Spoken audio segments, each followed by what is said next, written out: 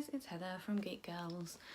I was going to do a video about my top 5 or top 10 books that I would recommend to a new witch or a new pagan or somebody new on their journey.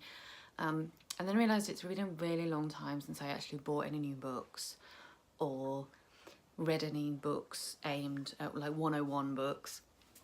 And that probably my information is so outdated in terms of what's good and what isn't. So I thought what I would do instead is my first 10 books that I read on my spiritual journey in order. And I'm not really going to go into too much detail as what I thought of them or do reviews or stuff. If you want me to do reviews on any of the books that I name, let me know in the comments and I'll quite happily do that. But this is just to give you an idea about me and where I started and how I kind of, the first couple of years, what I was reading and what I was doing. Maybe just to give you a bit more insight into where I've come from as to where I am now. Bear in mind that all of these books were bought within the first 2 years. So they were all bought between January 2000 and middle to end of 2002. And I'm going to show you them in order as well of the books that I bought. So the very, very first ever book on Wicca or witchcraft that I owned was Wicca, A Guide for the Solitary Practitioner by Scott Cunningham. And I do still actually really like this book. I still read it occasionally and flick through it. And it's one, I have this thing that some people do and some people don't. So I break my spines. I'm a terrible book reader. I break my spines. I fold over my pages if I can't find a bookmark. And I underline stuff, which is terrible. So it's been a little bit fun actually. I got it off the bookshelf to make this video, and looking at the things that I underlined was fascinating and a real insight into where I've come and how far I've come. So that was the very first book that I read. The next book that I owned was A Witch Alone by Marion Green. Another good book. All of these books I'm going to say are a good book. They all have their good points and their bad points, but at the time I learned so much from them. So yeah. So this one is very British as well, which I really like about this one. So this one and quite a few of the ones on my list is very American, and I'm clearly not. So it was quite nice to read something with a British background to it, and somebody who was obviously based in Britain. I'm not entirely sure where she's from actually, but it's a Thorson's book, and I'm pretty sure Thorson's are in the UK. So now the next book after that is a very lover or hater author. It's probably going to come as no surprise to a lot of people that I am talking about To Ride a Silver Broomstick by Silver Ravenwolf. They're all so tattered, these books, because they're so old. This is possibly one of the most contentious books from around that time. And there used to be a lot of discussion in online forums about these books and about particularly this book actually, but about her in general. And I have to say, I actually really liked this book, and I liked it enough that I went out and bought the other 2 in the series, which were To Stir a Magic Cauldron and To Light a Sacred Flame, because I was impressed with her writing style, that eventually I did go on and buy 2 others of hers. After that, I read Hedge Witch by Ray Beth.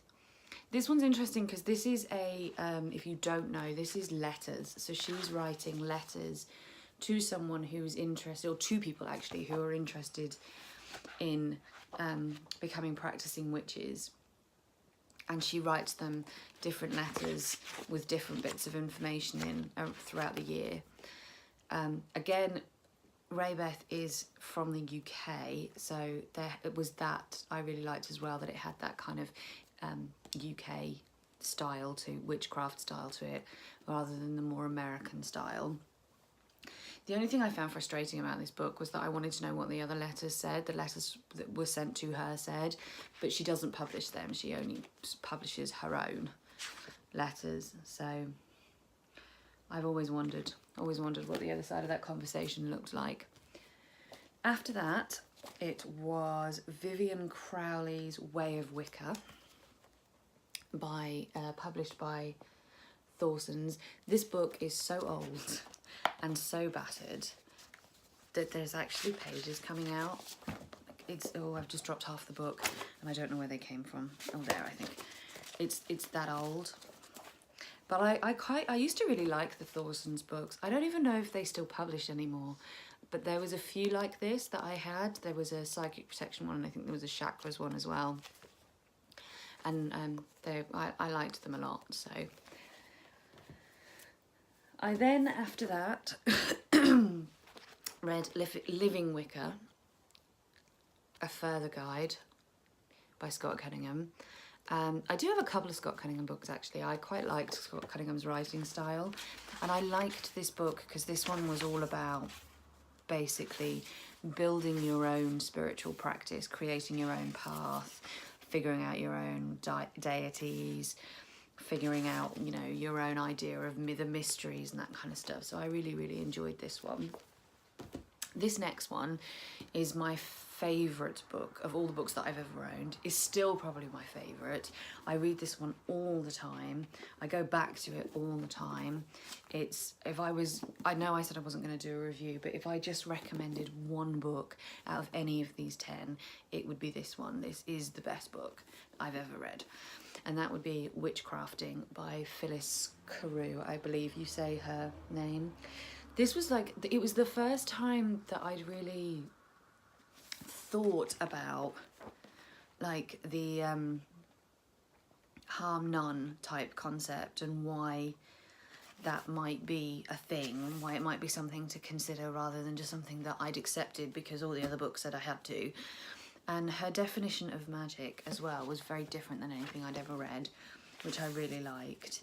And some of her ideas about working with the divine and the divinity in others and stuff. There was just some really good stuff in this one that I really, really enjoyed. And I do, as I say, I do still go back to this one quite a lot. So I would highly recommend it. And the next book after that was Embracing the Moon by Yasmin Gale-Norn. Total side note, she does the Three Sisters trilogy. I don't think that's what it's actually called, but Sisters of the Other World or Three Sisters trilogy or something.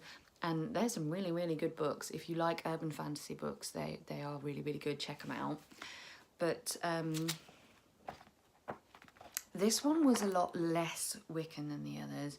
She's not a Wiccan. She doesn't claim to be Wiccan, and so she had some ideas in there that I hadn't really come across before, and it was probably the first time that I'd kind of even entertained the idea back in the early 2000s that I could be pagan without being Wiccan and without taking on all this Wiccan tradition and Wiccan tools and the reed and all that kind of stuff, that actually there were other options out there. And this kind of opened my world a little bit in terms of what I could and couldn't do with my spirituality. The other two I'm going to show you together. I kind of bought them together, and they're quite similar. They're actually quite similar. So I've got The Complete Idiot's Guide to Wicca and Witchcraft and Wicca and Witchcraft for Dummies. I actually prefer the For Dummies one. I really actually love the For Dummies series of books. I also have their meditation one, I have an NLP one, I have a life coaching one. I think I have a couple more on my wish list. I'm a big, big fan of the For Dummies series, and this book is just as good as any of the others. And The Complete Idiot's Guide, I actually really liked this book and I really liked the style. And again, it's something that I still flick through every now and again, but they're just so different from where I am now. So that was it. This was like the quickest rush through of the first 10 books that I read when I first started out. If, as I say, you want to know more about any of the books, or you want me to do a review about any of the books, or you want me to do a specific video about any of these books, drop me a comment and I will certainly do that for you and talk about them in a bit more detail. Otherwise, I hope this just gives you a little bit of an insight as to where I started and how I got going on this journey. Until next time, I will see you soon. Take care, lots of love. Bye bye.